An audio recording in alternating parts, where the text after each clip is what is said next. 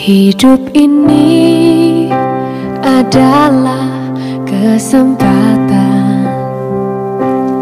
Hidup ini untuk melayani Tuhan.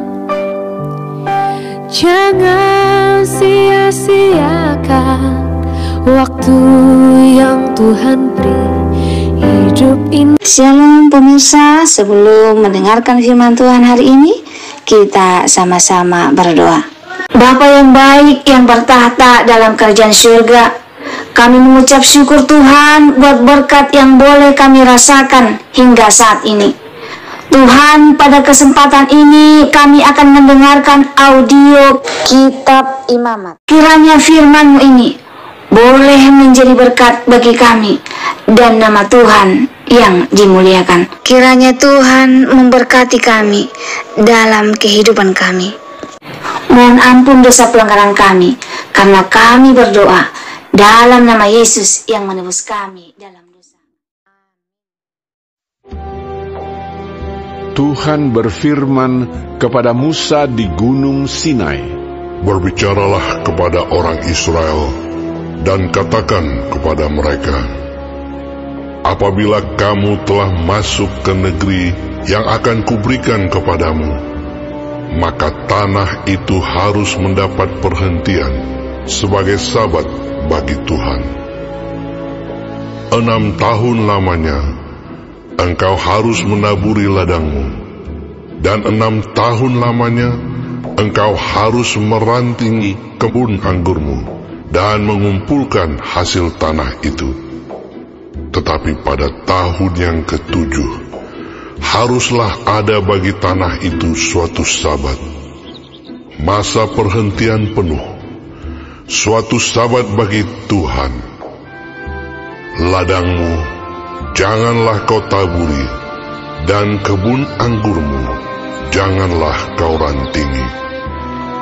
Dan apa yang tumbuh sendiri dari penuaianmu itu, janganlah kau tuai. Dan buah anggur dari pokok anggurmu yang tidak dirantingi, janganlah kau petik. Tahun itu harus menjadi tahun perhentian penuh bagi tanah itu. Hasil tanah selama sabat itu haruslah menjadi makanan bagimu, yakni bagimu sendiri, bagi budakmu laki-laki, bagi budakmu perempuan, bagi orang upahan, dan bagi orang asing di antaramu yang semuanya tinggal padamu. Juga bagi ternakmu dan bagi binatang liar yang ada di tanahmu. Segala hasil tanah itu menjadi makanannya. Selanjutnya engkau harus menghitung 7 tahun sabat, yakni 7 kali 7 tahun. Sehingga masa 7 tahun sabat itu sama dengan 49 tahun. Lalu engkau harus memperdengarkan bunyi sangkakala di mana-mana dalam bulan yang ke-7 pada tanggal 10 bulan itu. Pada hari raya pendamaian, kamu harus memperdengarkan bunyi sangkakala itu di mana-mana di seluruh negerimu. Kamu harus menguduskan tahun yang ke-50 dan memaklumkan kebebasan di negeri itu bagi segenap penduduknya. Itu harus menjadi tahun Yobel bagimu, dan kamu harus masing-masing pulang ke tanah miliknya dan kepada kaumnya. Tahun yang ke-50 itu harus menjadi tahun Yobel bagimu. Jangan kamu menabur, dan apa yang tumbuh sendiri dalam tahun itu jangan kamu tuai, dan pokok anggur yang tidak dirantingi jangan kamu petik buahnya.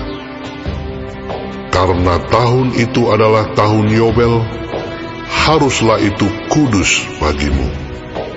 Hasil tahun itu yang hendak kamu makan harus diambil dari ladang.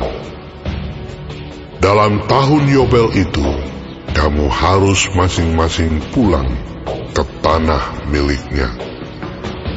Apabila kamu menjual sesuatu kepada sesamamu atau membeli daripadanya, janganlah kamu merugikan satu sama lain. Apabila engkau membeli dari sesamamu, haruslah menurut jumlah tahun sesudah tahun Yobel, dan apabila ia menjual kepadamu, haruslah menurut jumlah tahun panen. Makin besar jumlah tahun itu, makin besarlah pembeliannya. Dan makin kecil jumlah tahun itu, makin kecillah pembeliannya. Karena jumlah panenlah yang dijualnya kepadamu. Janganlah kamu merugikan satu sama lain, tetapi engkau harus takut akan Allahmu, sebab Akulah Tuhan Allahmu. Demikianlah kamu harus melakukan ketetapanku dan tetap berpegang pada peraturanku serta melakukannya. Maka kamu akan diam di tanahmu dengan aman tentram. Tanah itu akan memberi hasilnya, dan kamu akan makan sampai kenyang dan diam di sana dengan aman tentram. Apabila kamu bertanya, apakah yang akan kami makan dalam tahun yang ketujuh itu? Bukankah kami tidak boleh menabur dan tidak boleh mengumpulkan hasil tanah kami? Maka aku akan memerintahkan berkat-Ku kepadamu dalam tahun yang ke-6, supaya diberinya hasil untuk 3 tahun. Dalam tahun yang ke-8, kamu akan menabur, tetapi kamu akan makan dari hasil yang lama sampai kepada tahun yang ke-9. Sampai masuk hasilnya, kamu akan memakan yang lama. Tanah jangan dijual mutlak, karena Akulah pemilik tanah itu, sedang kamu adalah orang asing dan pendatang bagiku. Di seluruh tanah milikmu, haruslah kamu memberi hak menebus tanah. Apabila saudaramu jatuh miskin, sehingga harus menjual sebagian dari miliknya, maka seorang kaumnya yang berhak menebus, yakni kaumnya yang terdekat, harus datang dan menebus yang telah dijual saudaranya itu.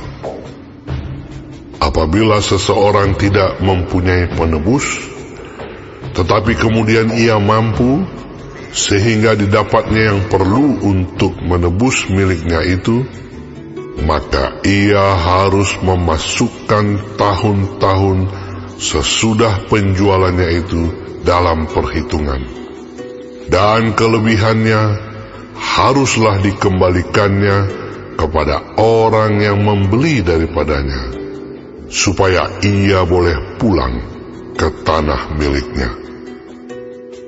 Tetapi jikalau ia tidak mampu untuk mengembalikannya kepadanya, maka yang telah dijualnya itu tetap di tangan orang yang membelinya sampai kepada tahun Yobel.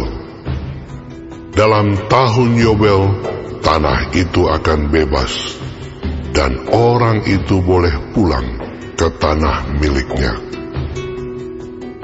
Apabila seseorang menjual rumah tempat tinggal di suatu kota yang berpagar tembok, maka hak menebus hanya berlaku selama setahun, mulai dari hari penjualannya.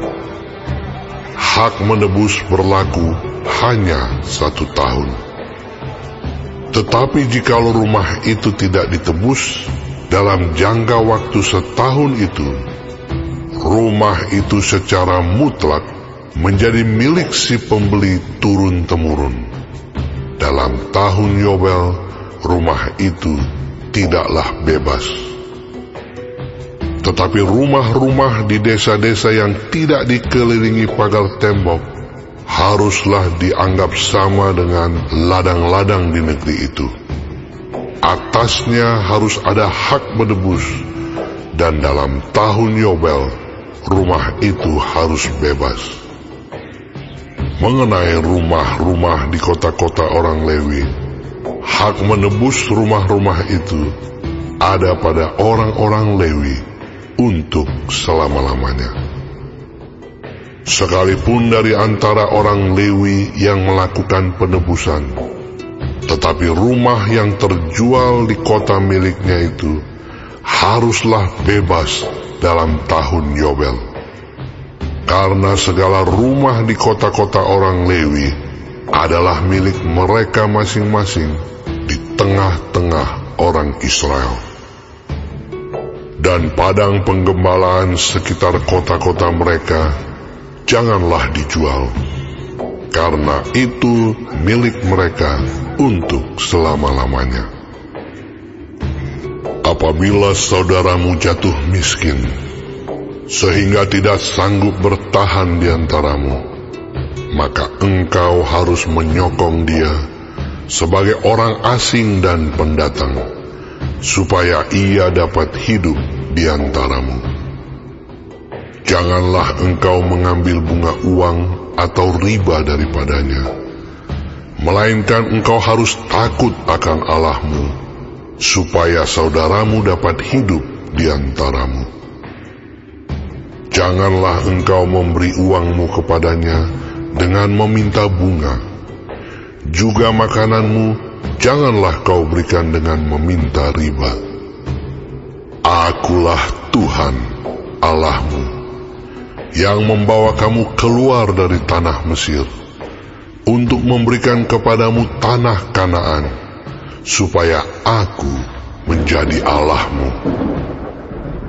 Apabila saudaramu jatuh miskin di antaramu, sehingga menyerahkan dirinya kepadamu, maka janganlah memperbudak dia.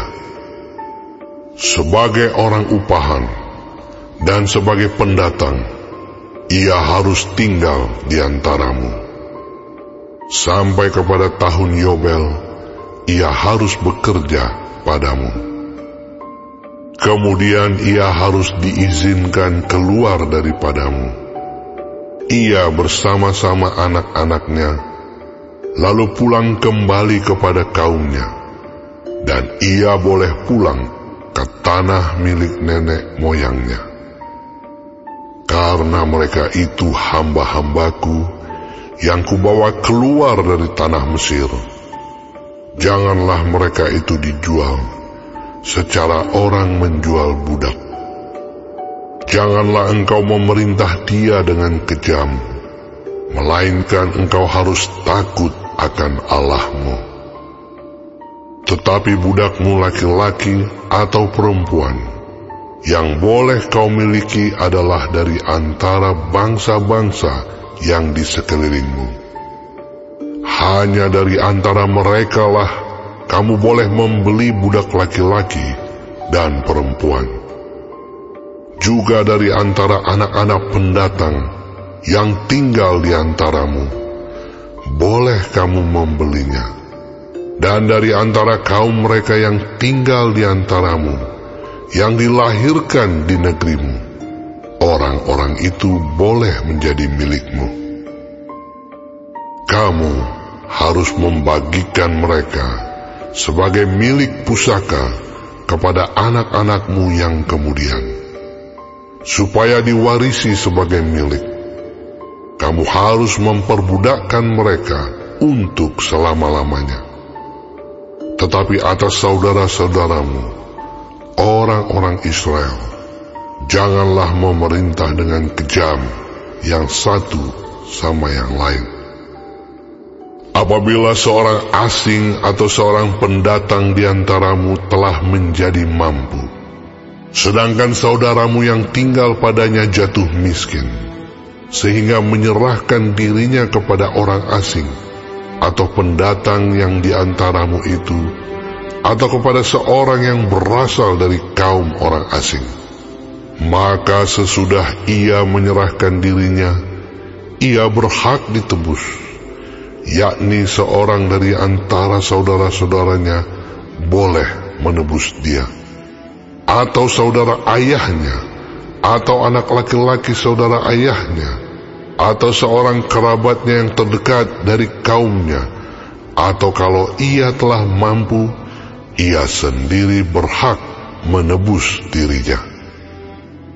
Bersama-sama dengan si pembelinya, ia harus membuat perhitungan, mulai dari tahun ia menyerahkan dirinya kepada orang itu sampai kepada tahun Yobel, dan harga penjualan dirinya haruslah ditentukan menurut jumlah tahun-tahun itu.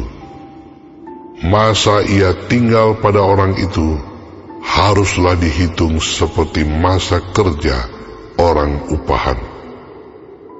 Jikalau jumlah tahun itu masih besar, maka dari harga pembeliannya harus dikembalikan sebagai penebus dirinya menurut jumlah tahun itu. Jika waktu yang masih tinggal sampai kepada tahun Yobel sedikit lagi saja, maka ia harus membuat perhitungan dengan orang itu. Menurut jumlah tahun itulah ia harus membayar uang tebusan dirinya. Demikianlah ia harus tinggal padanya sebagai orang upahan dari tahun ke tahun. Janganlah ia diperintah dengan kejam oleh orang itu di depan matamu. Tetapi jikalau ia tidak ditebus dengan cara demikian, maka ia harus diizinkan keluar dalam tahun Yobel, ia bersama-sama anak-anaknya. Karena padakulah orang Israel menjadi hamba. Mereka itu adalah hamba-hambaku yang kubawa keluar dari tanah Mesir. Akulah Tuhan Allahmu. Baik, sebelum mengakhiri firman Tuhan hari ini, kita sama-sama berdoa. Bapa kami yang di surga, dikuduskanlah nama-Mu. Datanglah kerajaan-Mu.